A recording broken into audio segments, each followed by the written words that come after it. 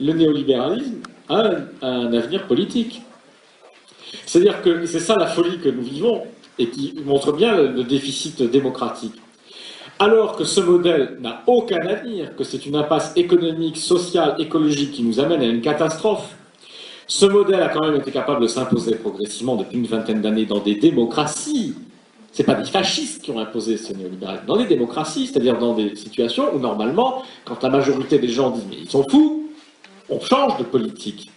Eh bien, dans nos systèmes démocratiques, où quand la majorité des gens pensent et vivent au quotidien, qui vivent dans une société de plus en plus invivable, néanmoins, ce système reste là. Regardez ce qui se passe aux États-Unis, qui est un exemple avancé dans un certain nombre de domaines, pas dans tous, mais un exemple avancé des méfaits de la société qui repose sur le marché. Société de compétition généralisée, de rivalité entre les individus. Étonnant, c'est une grande démocratie. Il y a parfois même plus de liberté de la presse, de protection des libertés et des droits individuels que chez nous, aux États-Unis. Et donc, dans cette grande démocratie en apparence, un modèle qui dresse les gens les uns contre les autres, où l'insécurité ne cesse de progresser, où on remplace la lutte contre le chômage par la mise en prison des jeunes noirs de 15 à 25 ans. Pour être une société violente, invivable. Pourquoi est-ce que les citoyens ne disent pas on veut autre chose? Pour une raison, entre autres choses, et qui est la force du modèle néolibéral, c'est que le modèle néolibéral, en développant une société de rivalité et de compétition, s'appuie quand même sur quelque chose qui est en nous, qui est aussi une aspiration narcissique, narcissique à être soi, à être fort, à être mieux que les autres, à être plus beau que les autres. Et puis quand on a peur, quand on est dans une société de compétition généralisée, quand on nous a mis dedans, quand on ne croit plus qu'il peut y avoir de solidarité, quand on ne croit plus qu'il y aura un État, un commissaire de police, une sécurité sociale pour assurer la sécurité, qu'est-ce qu'on fait quand on est rationnel? On commence à se comporter comme un guerrier. Ben vous mettez, guerre de 40, vous mettez dans un trou d'obus un Français, un Allemand, tout seul face à face. Qu'est-ce qu'ils font ces deux cons? Ils se tirent dessus.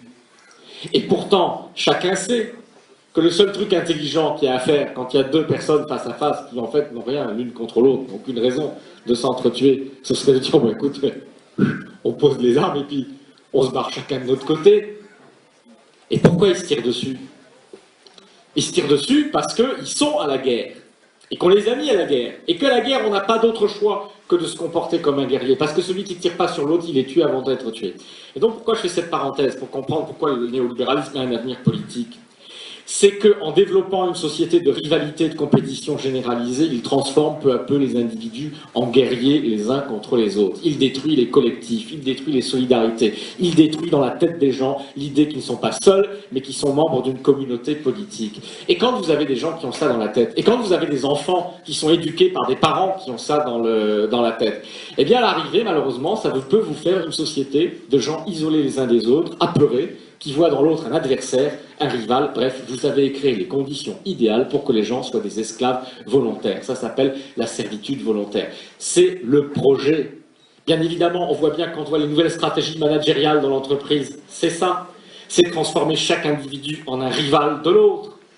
Une fois que vous avez réussi à faire ça, eh bien, comme c'est insupportable, parce que vous ne pouvez pas vivre 25 ans dans une boîte, maintenant c'est difficile de rester 25 ans dans la même boîte, mais vous ne pouvez pas vivre 25 ans ou des années dans une même boîte en vous considérant en permanence comme en guerre avec les gens avec qui vous travaillez, parce que nous ne sommes pas faits pour ça. Ce qui est inscrit dans nos gènes, dans notre nature, ce n'est pas la guerre avec les autres, c'est aussi la coopération, c'est l'amitié, c'est la sympathie. Et donc comme on met les gens en situation de vivre quelque chose qui est invivable, qui est intolérable, d'où la montée du stress, des maladies psychologiques, des dépressions, des suicides, etc.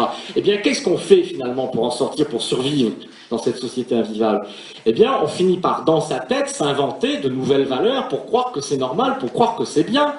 Et vous voyez des gens au SMIC qui sont sous-payés parce qu'ils font des heures supplémentaires non payées, qui finissent par être fiers d'avoir fait des heures supplémentaires non payées, d'être fiers d'avoir atteint les objectifs, etc. Parce qu'on leur a mis dans la tête que c'était bien qu'ils étaient dans une guerre, qu'il fallait se comporter en guerrier, et parfois c'est la seule chose qui va leur rester comme honneur.